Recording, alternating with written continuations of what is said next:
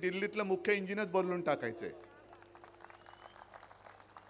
आणि जी bullet train तुम्ही आणताय त्याच्यापेक्षा शतपटीने जास्त वेगाने ते इंजिन पुन्हा गुजरातला पाठवून द्यायचंय. आता गो बॅक.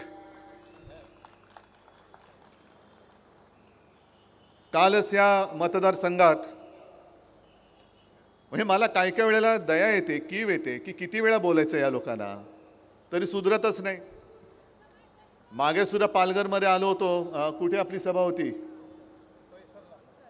बोईसर.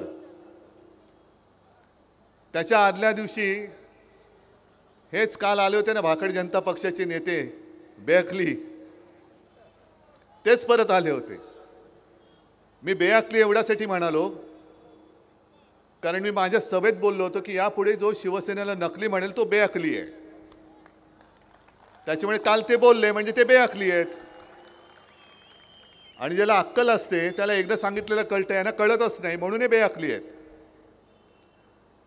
मला काय काय प्रश्न विचारून गेले की उद्धव ठाकरे याच्यावरती बोलावं, उद्धव ठाकरेंनी त्याच्यावरती बोलावं. मी अमित शहाना सांगतोय, जे बोईसरच्या सभेत बोललो होतो तेच परत सांगतोय की तुम्हाला जरा जरी अक्कल असेल तर माझ्याबरोबर व्यासपीठावरती या आणि कुठे म्हणाल तिकडे तुमच्याबरोबर मी चर्चा करायला तयार आहे. तुम्ही वाटेल ते प्रश्न विचारा, मी बोलायला तयार आहे. पण मी जे प्रश्न विचारेन त्याच्यावरती तुम्ही बोला. मध्ये त्यांनी मला प्रश्न विचारला होता की उद्धव ठाकरे राम मंदिरात गेले नाही, त्यांनी प्रभू श्रीरामाचा अपमान केला. अहो अमित शहाजी, तुम्ही मुहूर्त काढणारे कधीपासून झालात? तुम्ही सांगाल तो मुहूर्त मी मानायला मी काय तुमचा अंधभक्त नाहीये. तुमची पालखी उचलायला मी काय अंधभक्त नाहीये. मी स्वतः मुख्यमंत्री होण्याच्या आधी आणि मुख्यमंत्री झाल्यानंतर अयोध्येला जाऊन राम मंदिराचं, रामलल्लाचं दर्शन घेऊन आलेलो आहे. आणि मला तुम्ही प्रश्न विचारता राम मंदिरामध्ये उद्धव ठाकरे अजून का गेले नाहीत, त्या सोहळ्याला का?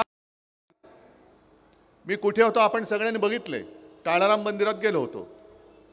पण अमित शहाजी, मला तुम्हाला प्रश्न विचारायचा आहे, त्यावेळेला तुम्ही सगळी भाऊ गर्दी अशी जमवली होती, सगळे बॉलिवूडचे कलाकार होते, त्याच्यामध्ये काही तुमचे आता नवी सोबती भ्रष्टाचारी ते पण होते. माझ्या देशाची अस्मिता असं ते तुम्ही मोठं मंदिर उभं केलं. तुम्ही नाही केलं, कोर्टाच्या निकालाने ते झालं, पण श्रेय तुम्ही उपटायला गेलात. मग देशाच्या अस्मितेचा प्रश्न असणाऱ्या राम मंदिराच्या लोकार्पण सोहळ्याच्या वेळेला माझ्या देशाच्या राष्ट्रपती महामहिम द्रौपदी मुर्मूताई का नव्हत्या, ह्याचं उत्तर तुम्ही द्या. का मुर्मूबाईंना, त्या आपल्या महामहिम राष्ट्रपतींना तुम्ही गाभाऱ्यामध्ये का घेऊन गेला नाहीत? आदिवासी आहेत म्हणून. आणि याच तुमच्या बुरसटलेल्या गोमूत्रधारी मानसिकतेविरुद्ध महामानव डॉक्टर बाबासाहेब आंबेडकरांनी लढा दिला होता. त्याच काळाराम मंदिरात तुम्ही तिथे जेव्हा तुमच्यावरती कॅमेरा ठेवून, म्हणजे मोदीजींवरती कॅमेरा ठेवून राम राम राम राम करत बसला होता, तेव्हा मी त्या काळाराम मंदिरात गेलो होतो. हे काय तुम्हाला माहिती नाही? ठीक आहे, मला जास्त काय त्यांच्यावरती बोलण्यासारखं आहे असं काय वाटत नाही. पण मोदी आणि शहा दोघांनाही मला सांगायचं आहे की तुम्ही देशभर फिरता आहात, महाराष्ट्रामध्ये फिरता आहात, तुम्हाला जरा जरी काही संवेदना आहेत का? कारण तुम्ही आता जे काय मतांची भीक मागत सगळीकडे फिरताय, तुमच्या दिमतीला सगळं काही आहे. जनतेच्या पैशातून सगळ्या ज्या काय सोयी सुविधा आहेत, मग कदाचित एअरफोर्सची विमान आहेत, हेलिकॉप्टर्स आहेत, सगळ्या तुमच्या बुलेट प्रूफ गाड्या, जॅमर, जिथे जिथे मोदी जातात तिकडे एअरफील्ड बंद करून टाकतात. सर्वसामान्य माणसांना जाता येत नाही तिकडे. जिथे सभा असते तिथे पूर्ण, म्हणजे पुण्यात सभा झाली, जणू काही लष्कराची छावणी असावी अशा पद्धतीने बंदोबस्त लावला होता. आणि असं सगळं छान शोकी करून तुम्ही मतांची भीक मागता. आणि ज्यांच्याकडे भीक मागता तुम्ही त्यांचा कधी विचार केलाय? आता तुम्ही तुमचे जे काही जोडे झिजतच नाही म्हणा, पण जेव्हा माझा शिकलेला तरुण किंवा तरुणी रोजगारासाठी सगळीकडे दारोदारी फिरत असतो, कोण देत नाही त्याला. मग तुम्ही मत मागितल्यानंतर आम्ही तुम्हाला मत देतो. 2 कोटी रोजगार तुम्ही देशाला देणार होतात, मग तीच माणसं तुमच्या त्या भूलथापांना भुलून त्यांनी तुम्हाला मतदान केलं होतं, आणि मग ते दारोदारी जेव्हा वणवण फिरतायत त्यांची काय हालत होत असेल? त्यांच्या दिमतीला पोलीस, सैन्य, एअरफोर्सची विमानं नाही आहेत, गाड्या नाही आहेत. घरी गेल्यानंतर आई वडील विचारतात, काय रे नोकरी मिळाली का? नोकरी मिळत नाहीये. स्वतःचं घर कसं चालवायचं वय निघून चाललंय. 10 वर्ष गेली तुमच्या नादी लागून. म्हणजे त्यावेळेला जे 25 वर्षाची मुलं होती ती आज 35 वर्षाची झाली, तरी त्यांना नोकरी नाहीये. आणि तुमची एक टर्म झाली, दुसरी टर्म झाली, तिसरी टर्म झाली. किती वेळा तुम्हाला एक्सटेन्शन द्यायचं? एक तर तुम्ही कायमस्वरूपी रोजगार आणतच नाही आहात. कॉन्ट्रॅक्ट लेबर, सगळे कायदे त्याला काळे कायदे म्हणावे का लागतात हा प्रश्न तुम्ही विचारा ना स्वतःला. म्हणजे सगळ्यांना बाकीच्यांसाठी कॉन्ट्रॅक्ट लेबर, अग्निवीर 4 वर्षासाठी. म्हणजे त्याला 4 वर्ष झाल्यानंतर तो किती उत्तम काम करणारा असू दे, पण त्याचं कॉन्ट्रॅक्ट संपलं, तू जा, तुझी गरज नाही. म्हणजे कंत्राटी पद्धतीने संपूर्ण देशभर तुम्ही कामगार उपलब्ध करताय, ज्याच्या भविष्याचा काही तो वेधच घेऊ शकत नाही.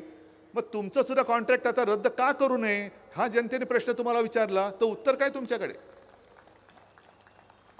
तुमची सुद्धा 5 वर्ष झाली, 5 वर्षानंतर एक्सटेन्शन, त्याच्यानंतर पुन्हा एक्सटेन्शन. किती?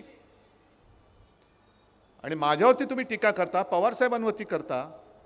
मी म्हणे माझ्या मुलाला मुख्यमंत्री करायचंय म्हणून मी निवडणूक लढवत आहे, पवार साहेबांना सुप्रियाला करायचंय. अहो ठीक आहे, आम्ही आमच्या मुलांसाठी करतो, पण तुम्ही स्वतः नवरदेव बनून तिकडे बोल्यावरती उभा आहे, किती वेळा राहणार तुम्ही?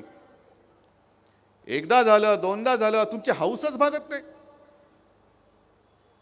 मी पुन्हा येईन. अरे घरी जा रे, आता खूप झालं, घरी जा आता. मग स्वतःसाठी लढतायत, त्यांना लाज नाही वाटत. म्हणजे स्वतः पहिलं मोदीजी, तुम्ही घराणेशाहीवरती आरोप करता, मग पहिली तुम्ही खुर्ची सोडा ना. सोडा खुर्ची. नाही होणार मी पंतप्रधान, सांगा देशाला जर हिंमत असेल तर. होत तर नाहीच आहात तुम्ही, ते तर देशाने ठरवलंय. आणि आज त्यांनी जाऊन निवडणूक अर्ज भरला, मग पुन्हा जरा ते गहीवरून वगैरे त्यांना आलं असं म्हणतात. गहीवरून बरं येतं.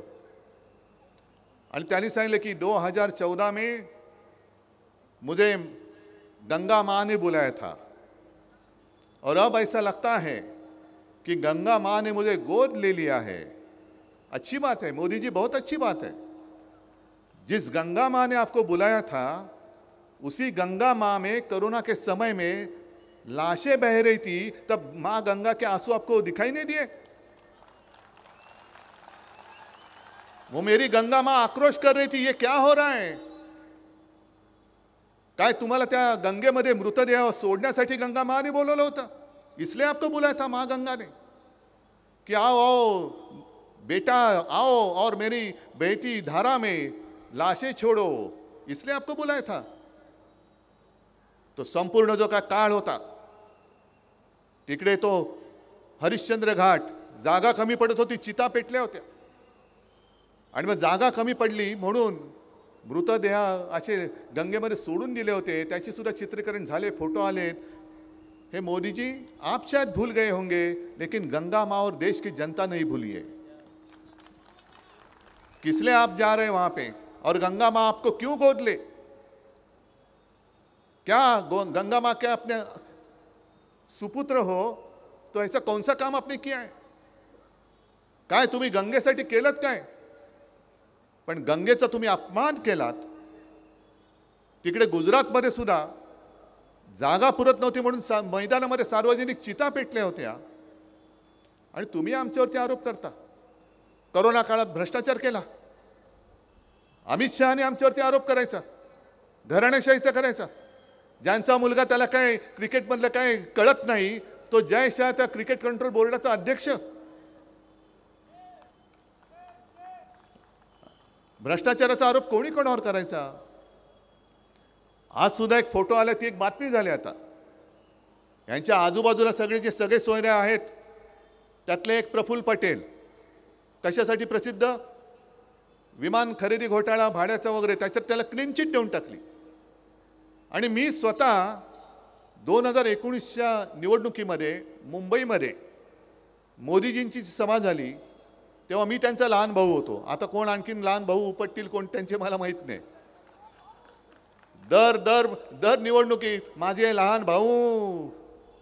मग तो भाऊ म्हणतो आता कुठे जाऊ. आणि माझ्या समोर बोललेत मोदी, खास करून प्रफुल्ल पटेलला. इक्बाल मिर्ची नाव ऐकलं ना तुम्ही? दाऊदचा सहकारी होता असं म्हणतात. आणि मोदीजींचं वाक्य आहे, कुछ लोग मिर्ची का व्यवहार करते हैं और कुछ लोग मिर्ची से व्यवहार करते हैं. मग त्या मिरची से व्यवहार करणाऱ्या प्रफुल्ल पटेलांनी आज अर्ज भरायला गेले. मी 19 साली मला बोलवलं होतं तिकडे. म्हणजे आज बोलवलं नाही याचं दुःख नाही, उलटा आनंद आहे. गेल्या वेळेला बोलवलं होतं त्याचं दुःख आहे. पण गेले ते गेले. आणि संभाजी महाराजांची आज जयंती आहे. छत्रपती शिवाजी महाराज आपलं दैवत आहे. आज सुद्धा जर का पुतळा बघितला तर त्यांचा जो जिरेटोप आहे ती त्यांची ओळख आहे. ती त्यांची ओळख आहे. जशी एकेकाची ओळख असते. पुणेरी पगडी, महात्मा ज्योतिबा फुलेंचं ते वेगळं एक मुंडाचं, बिरसा मुंडाचं एक वेगळंच, असं छत्रपती शिवाजी महाराजांचा जिरेटोप. अक्षरशः लाचारी किती करावी प्रफुल्ल भाई. तुम्ही त्यांना टोप्या घाला, दुसऱ्या कोणत्याही टोप्या घाला, पण महाराजांचा जिरेटोप तुम्ही ज्यांच्या डोक्यावरती ठेवता ते डोकं कसं आहे ते पहिलं तपासा. तुम्ही या महाराजांचा अपमान करताय. तुम्ही लाचार झालात, वा, तुमचा प्रश्न आहे तो. तुमची लाचारी तुमच्यापाशी, त्यांचं आमचं काही देणं घेणं नाहीये. पण कोणाचं कौतुक किती करायचं. मोदीजींच्या चरणी लीन होताना तुम्ही माझ्या छत्रपतींच्या जिरेटोपाची ती जी काही होती शान ती घालवता. असं काय नेमकं मोदीजींनी केलंय महाराष्ट्रासाठी. इथे तुम्ही सगळेजण जमलेला आहात. पालघर हा मतदारसंघ आहे. मला सांगा, ह्या सगळ्या त्यांच्या अट्टाहासापायी किती जमीन आता तुमच्याकडे शिल्लक राहिले. सगळे 5-5 प्रोजेक्ट रेल्वेचे हे सगळे गुजरातकडे. बुलेट ट्रेन गुजरातला. तुम्ही जाणार कोण बुलेट ट्रेनवरनं? वसईला थांबणार आहे का बुलेट? तुम्ही तुमचं काम केलं होतं. आणि मी महाराष्ट्रामध्ये जिथे जिथे जातो तिकडे पहिला प्रथम हात जोडून माफी मागतो. कारण मीच ते पाप केलं होतं. मोदीजींना पंतप्रधान करण्यासाठी मतं मागितली होती तुमच्याकडे. मीच पाप केलं होतं. आता मला त्याची लाज वाटते. आणि तुम्ही विचार करा, मगाशी मी जे सांगत होतो की तुम्ही त्या वेळेला भाजपाबरोबर गळ्यात गळा घातला होता, बरोबर आहे. पण जो भाजपा अटलजी आणि अडवाणीजींच्या वेळेला होता तो भाजपा आता राहिलेला नाहीये. अजिबात राहिलेला नाहीये. जो भाजप, ज्या शिवसेनेनी त्यांना कठीण काळात जी एक मदत केली, तुम्ही विचार करा. आता हे 400 पार 500 पार जाऊ द्या, अख्खी बार भाजपा तडीपार येतं ठरवलेलंच आहे. पण संपूर्ण देशात भारतीय जनता पक्षाचे 2 खासदार होते, फक्त 2. तुम्हाला कोणाला माहिती आहे? 2च खासदार होते. आणि तेव्हा जर का शिवसेनेने साथ दिली नसती तर मोदीजी तुम्हाला दिल्लीचं तख्त नसतं दिसलं. अटल बिहारी वाजपेयी तुम्हाला केराच्या टोपलीत टाकायला निघाले होते. त्या दंगलीनंतर राजधर्म का पालन करना होगा हे त्यांचं वाक्य होतं. आणि अख्ख्या देशामध्ये एकमेव व्यक्ती हिंदू हृदय सम्राट ही तुमच्यासोबत तुमच्या पाठी उभी राहिली नसती तर मोदीजी तुमचा उदय देशाच्या क्षितिजावरती झाला नसता. मग 14 साली तुम्ही माझी सही घेतलीत पंतप्रधान व्हायला, 19 साली घेतलीत. आणि 19 साली तुम्ही पंतप्रधान झाल्यानंतर तुम्ही शिवसेनेचा विश्वासघात केला, उद्धव ठाकरेचा विश्वासघात केला. बरं, घरी येऊन तुम्ही गेलात. ज्या शिवसेना प्रमुखांच्या पुत्राने तुमच्या पंतप्रधान पदाच्या पाठिंब्याच्या पत्रावरती सही केली, मला खरोखर मला लाज वाटते की एवढी माणसं निर्ढावलेली कशी असू शकतात. ते आज मला बालासाहेब की नकली संतान म्हणतात. नकली संतान म्हणजे हा एवढा खालच्या पातळीवरती विचार करणारा माणूस, त्याच्या हातात आपण देश म्हणजे आपल्या देशाचं भवितव्य म्हणजे तुमचं आणि तुमच्या पुढच्या पिढ्यांचं आयुष्य द्यायचं. जो हिंदू हृदय सम्राटाच्या मुलाला नकली म्हणतो, उद्या तुम्हाला नकली बोलेल. एक तर यांचं मानसिक संतुलन नक्की बिघडलं असावं किंवा भारतीय जनता पक्षाने त्यांच्यावरती एवढा दबाव टाकला असेल कारण त्यांच्याकडे दुसरा चेहरा नाहीये. इंडिया आघाडीला जे विचारतात की तुमच्याकडे चेहरा कोण, आमच्याकडे आहे तो चेहरा, तुम्ही काळजी करू नका. पण प्रश्न भाजपाला पडलाय की हा चेहरा चालत नाही, मोदींचं नाणं चालत नाही, आता दुसरा आणायचं कुठून आयत्या वेळेला. आणि अरविंद केजरीवाल जे बोललेत तोही एक विचार करण्याची गोष्ट आहे. कारण मोदींनीच सांगितलं की 75व्या वर्षी निवृत्त झालं पाहिजे. मोदीजी तुम्ही या वर्षीच निवृत्त होत आहे, या वर्षीच, आत्ता या 4 जूनला. मग अमित शहा म्हणाले नाही नाही नाही नाही तसं नाही, मोदीच म्हणजे ते म्हणाले काय की केजरीवालला धन्यवाद दिले पाहिजे की म्हणजे मोदी पंतप्रधान होतील. मोदी पंतप्रधान होतील असं नाही ते बोलले, की जर झाले तर 2 वर्षांनी ते निवृत्त होतील आणि हे कालचे बेअखली तिकडे पंतप्रधान पदावर बसतील. आणि म्हणून अमित शहा मेहनत करतात की काय, म्हणून अमित शहा मेहनत करताय. मग अमित शहा जे बोलले की 75 वय हे मोदींसाठी नाहीच आहे, म्हणजे मोदी खोटं बोलतायत. मग निवृत्ती कोणाला, फक्त अडवाणींसाठी, मुरली मनोहर जोशींसाठी. जे सगळे सुसंस्कृत चेहरे होते भाजपातले त्यांना तुम्ही 75व्या वर्षी निवृत्त करणार आणि मोदींसाठी निवृत्तीचं वय ठरलेलं नाही.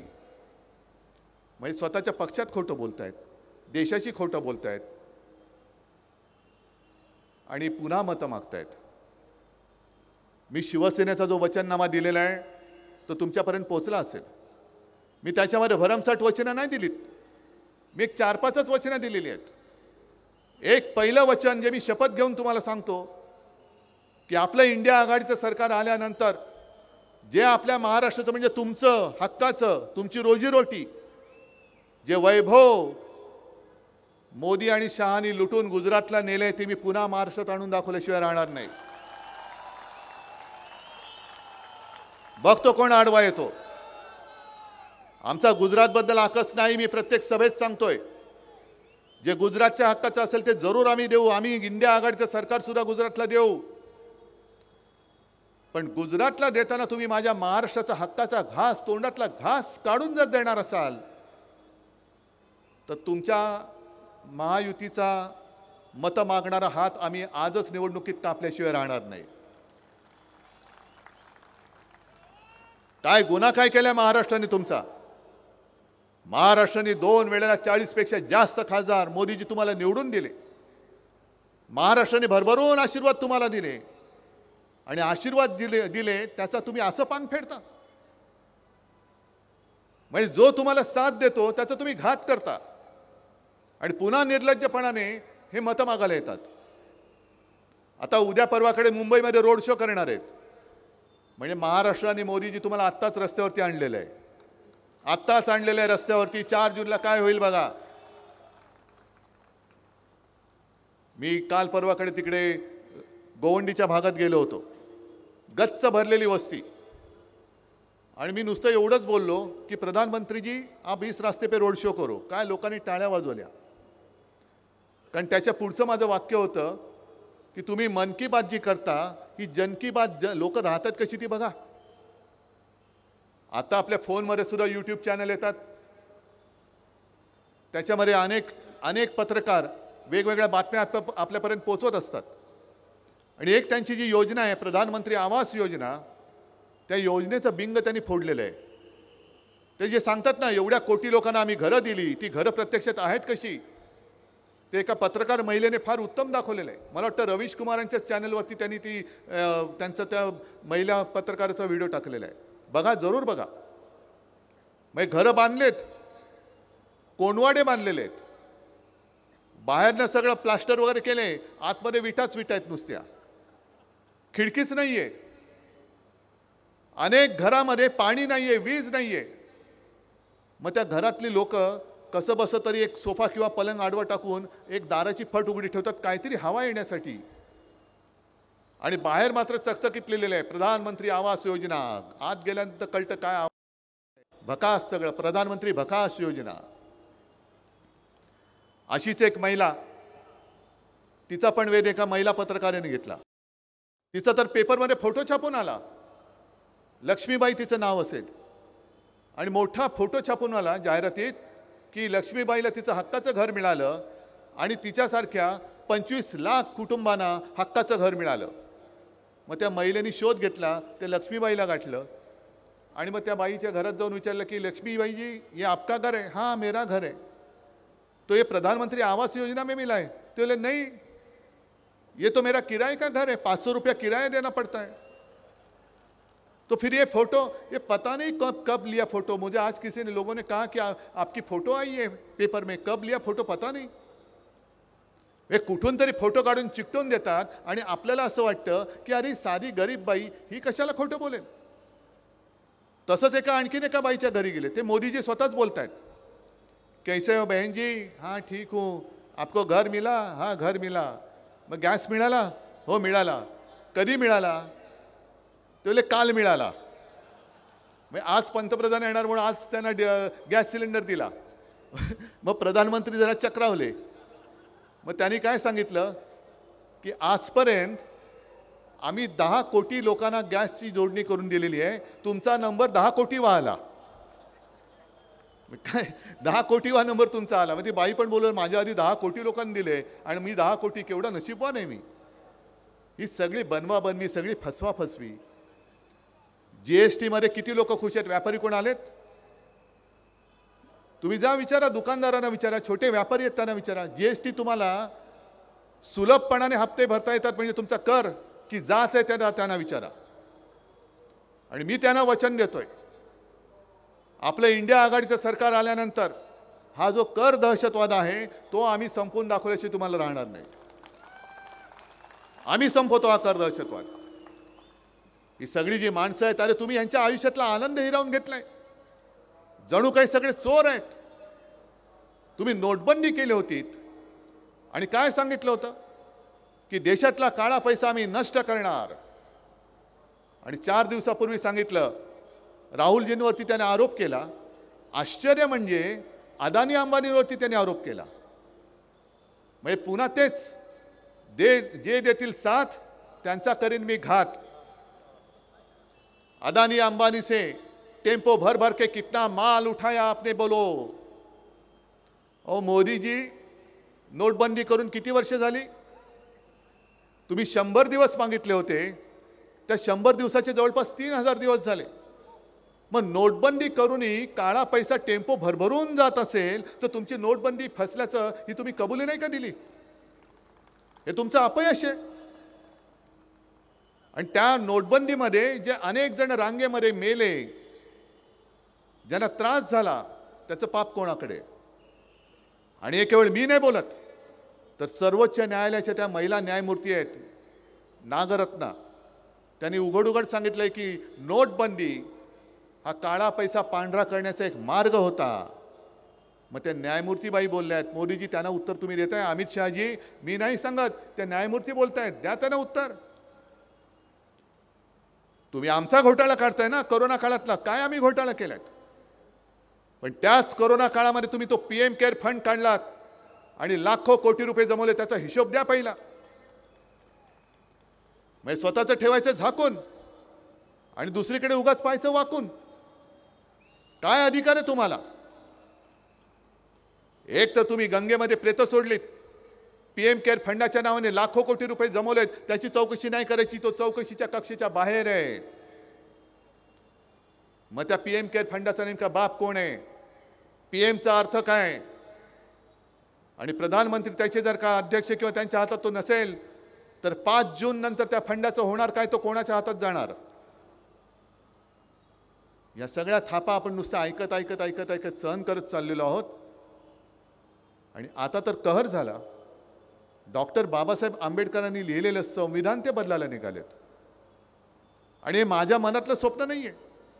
भारतीय जनता पक्षाचेच माजी आमदार, माजी खासदार, काही आत्ताचे आमदार, काही माजी मंत्री, कर्नाटकातले ते हेगडे, राजस्थानमधले त्यांचे कोणतरी, ते बोलतायत आम्हाला संविधान बदलायचे म्हणून 400 पार पाहिजे. का बदलायचे संविधान? काय असं त्याच्यामध्ये काय चूक आहे? हा तुमच्या मनातला जो आकस आहे तो संविधानाबद्दल काय?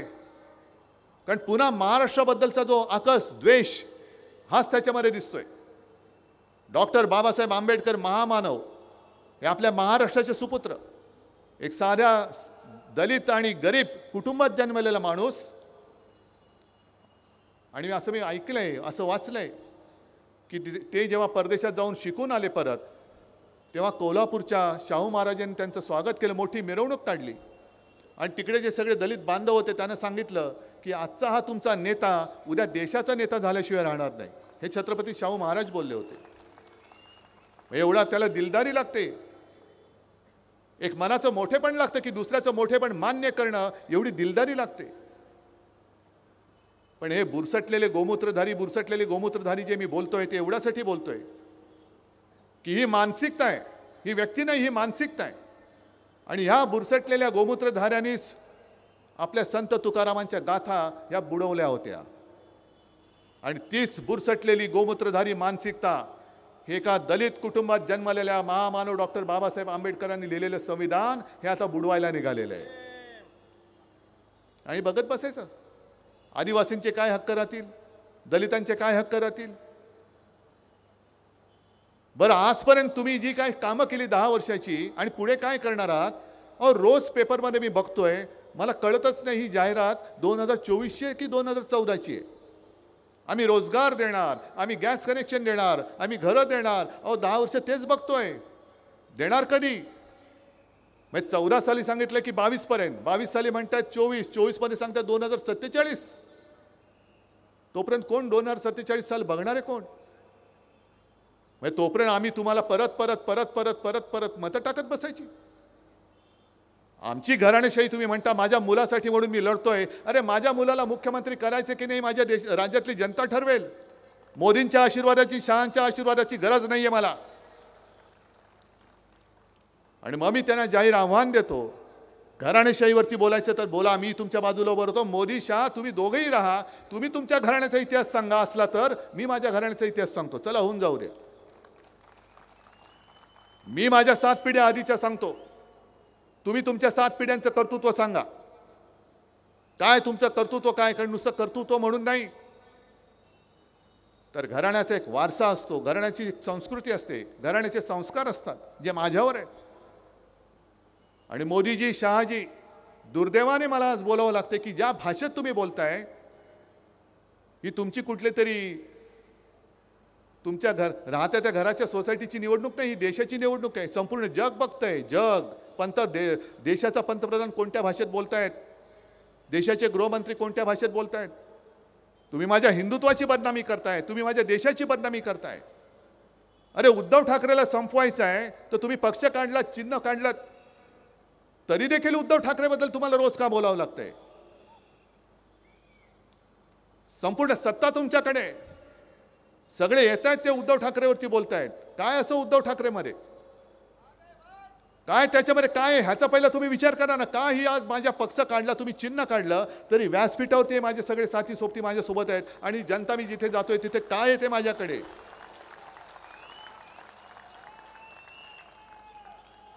आणि तुमच्याकडे सगळं काही आहे, पंतप्रधान पद, गृहमंत्री पद, सगळा लवाजमा आहे. अरे साधा आम्ही जायचं म्हटलं तर आमच्या एस्कॉर्टच्या गाडीवरचे दिवे काढले, तुम्ही काढा ना. त्या दिव्यामुळे आमचा प्रकाश नाहीये. तुम्हाला सत्तेचा दिवा, कारण तुमचा प्रकाश नाहीये म्हणून तुमच्या गाडीवरती दिवा लागतो. प्रधानमंत्र्यांच्या ताफ्यामधल्या दिवे काढत, प्रधानमंत्र्यांचे विमान इकडनं तिकडनं जाताना आता उद्या येणार आहेत का परवा येणार आहेत, बघा मुंबईचा एअरपोर्ट बंद करतात की नाही. ही सगळी मस्ती तुम्ही करताय. प्रधान सेवक जर असाल तर ट्रेननी फिरा ना. सोयी सगळ्या प्रधानमंत्र्याच्या आणि ढोंग गाण्याचं सेवकाचं. म्हणजे शिवसेना प्रमुख बोलायचे की जेव्हा देशाची निवडणूक येईल तेव्हा पंतप्रधानांनी राजीनामा दिला पाहिजे, राष्ट्रपती राजवट लागू केली पाहिजे, कोणी पंतप्रधान असता कामा नये, राज्याची निवडणूक लागेल तेव्हा मुख्यमंत्र्यांनी राजीनामा दिला पाहिजे. कारण पंतप्रधान हा देशाचा असतो, पंतप्रधान हा पक्षाचा असू शकत नाही. तुम्ही पक्षाचे नेते असाल पण पक्षाचे पंतप्रधान असू शकत नाही. आणि जर पंतप्रधान एका पक्षाचा प्रचार करत असतील त्यांच्या, तर माझ्या भारतीताईच्या प्रचाराला पंतप्रधान माझ्या देशाचा काय येत नाही? का आम्ही तुम्ही सांगता त्याच्यावर विश्वास ठेवायचा आणि आम्ही सांगतो त्याच्यावरती विश्वास नाही ठेवायचा, हे सांगणारे तुम्ही कोण? तुम्ही पंतप्रधान म्हणून प्रचार करू कसा शकता? याला खरं आपला आक्षेप असला पाहिजे. आणि साहजिकच आहे,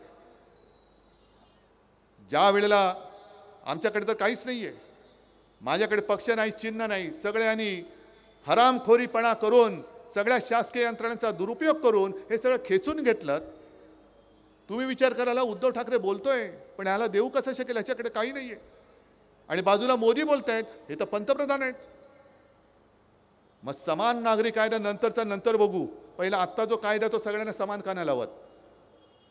कायदा पुढे सगळे सारखे असतील तर ज्या सोयी सुविधा मला मिळत आहेत, ज्या अडचणी मला मिळत आहेत, मला येत आहेत, त्याच अडीअडचणी आणि त्याच सोयी सुविधा मोदी आणि शहाना सुद्धा तशाच मिळाल्या पाहिजेत. मोदी आणि शहानी सुद्धा देशाचे गृहमंत्री आणि देशाचे पंतप्रधान म्हणून भाकड जनता पक्षाचा प्रचार करता कामा नये. तुम्ही देशाचे पंतप्रधान आहात, आहेत ना तुमचे अध्यक्ष वगैरे, त्यांचा करा ना नड्डा टाईट आणि फिरवा त्यांना.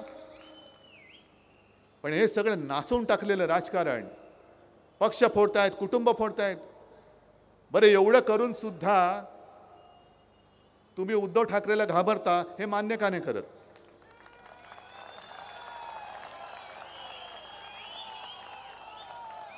एक तर दाढीवाला घेतला, काही विचार करताना डोकं खाजवावं लागतं, हे दाढी खाजवतात. गद्दार तर आहेतच, आणि यांना जे लिहून दिलं जातं तेवढंच ते फक्त कडून कडून बोलतात. मला आश्चर्य एका गोष्टीचं वाटतं की मुझफ्फरजी, मला वाटतं याच भागामध्ये त्यांचं कुठलं ते रामभाऊ माळगी प्रबोधिनी आहे ना, रामभाऊ माळगी प्रबोधिनी, एक आदर होता मला त्याच्याबद्दल. कारण त्याच्यामध्ये तेव्हा प्रमोद महाजन ते बघायचे, आता कोण बघतं माहिती नाहीये. मग तिकड्यांची चिंतन शिबिरं व्हायची, संस्कार शिबिरं व्हायची. काय केलेत संस्कार तुम्ही? काय कसलं चिंतन केलं? आणि मग ती सगळी संस्कार केलेली माणसं ही कुठे गडप झाली? का तुम्हाला सभेला सुद्धा भाड्याने माणसं आणावं लागतात? पार्टनर घ्यावे लागतात? का तुम्हाला मैदानं सुद्धा भाड्याच्या माणसांकडनं बुक करावी लागतात? मग कसले संस्कार केले तुम्ही? रामभाऊंचं नाव तुम्ही का बदनाम करताय? नेमकं काय शिकवतात त्या रामभाऊ माळगीमध्ये? टाका तिकडे सुद्धा ईडी, इन्कम टॅक्स, सीबीआयचे धाडी टाका आणि नेमकं काय तिकडे शिकवतात ते बघा. मला काही वेळेला वाईट वाटतं की त्या संस्कारातनं तयार झालेली माणसं, त्यांच्याबद्दल मला आजही आदर आहे, पण त्यांच्यावरती आज जे सगळे भ्रष्टाचारी जमलेत त्यांच्या सतरंजा उचलण्याची वेळ आली. काय त्यांचं आयुष्य असेल? याच्यासाठी केला होता अट्टहास, हा भाजप तुम्हाला अपेक्षित होता? हा राष्ट्रीय स्वयंसेवक संघ, त्यांना सुद्धा मला विचारायचे की ह्याच्यासाठी तुम्ही अट्टहास केला? अनेक संघ कार्यकर्ते मला माहिती आहेत जे अविवाहित राहिले, अनेक जणांनी आपल्या कुटुंबावरती निखारा ठेवला, पण संघाच्या कार्याला वाहून घेतलं. का? कारण देशाची सत्ता आली पाहिजे. आली, पण ती आलेली सत्ता तुम्ही नासवून टाकलीत. जे तुमच्या विचाराला साथ देऊन, सोबत देऊन तुमच्या बरोबर आले होते, त्यांना तुम्ही दुश्मन मानायला लागलात.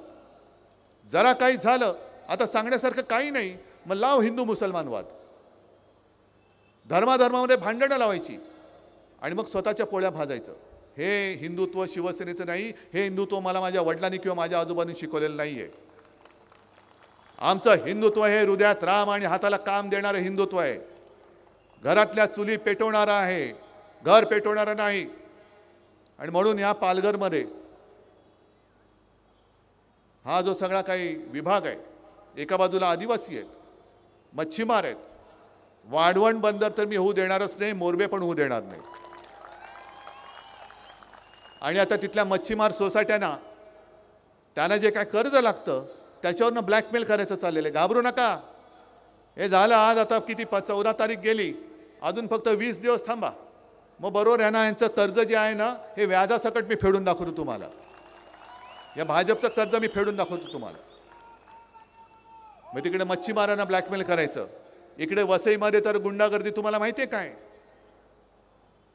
भाजप नेहमी काय करतं की एक उमेदवार नाही उभा करत, एक स्वतःचं देतं आणि एक दुसऱ्याची मतं फोडायला दुसरा कोणतरी उभं करतं आणि अशीच शिटी वाजते. मग आपल्याला वाटतं की हा त्यांच्या विरोधात आहे, आता मत नाचवू नका.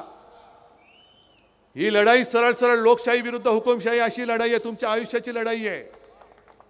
तुमच्या भावी पिढ्यांसाठी आम्ही लढतोय. मी उद्धव ठाकरे म्हणून माझी लढाई नाही लढत, मी तुमची लढाई लढतोय, तुमच्यासाठी लढाई लढतोय, तुमच्या भरोशावरती लढाई लढतोय, तुमच्या जोरावरती आणि तुमच्या आशीर्वादावरती मी लढाई लढतोय.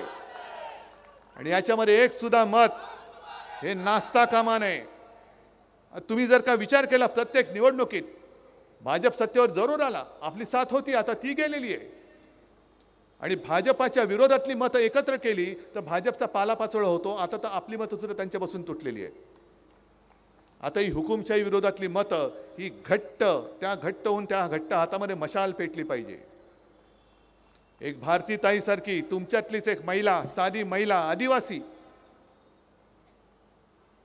तुमच्या प्रश्नाची जाण असणारी, हा आवाज लोकसभेमध्ये उठलाच पाहिजे. तुमचा आवाज लोकसभेमध्ये जर कोणी तुमच्या व्यथाने वाचा फोडेल तर ती भारतीताई आहे.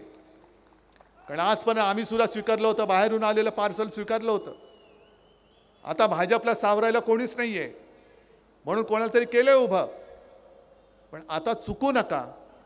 आणि मला विजय हा साधा सुद्धा विजय नको, हुकुमशहाचं डिपॉझिट जप्त करून विजय पाहिजे.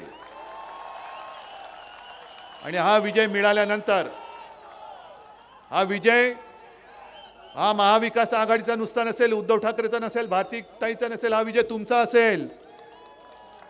तुम्हीच तुमच्या विजयाचे शिल्पकार असणार आहात. आणि मला खात्री आहे की एकदा तुम्ही ठरवलात तर त्यांच्याकडे किती यंत्रणा असू दे, तुम्ही फक्त एका बोटाने हुकुमशाहीचा पराभव करू शकता. आणि तो तुम्ही कराल ही खात्री बाळगतो आणि आपली रजा घेतो. जय हिंद, जय महाराष्ट्र.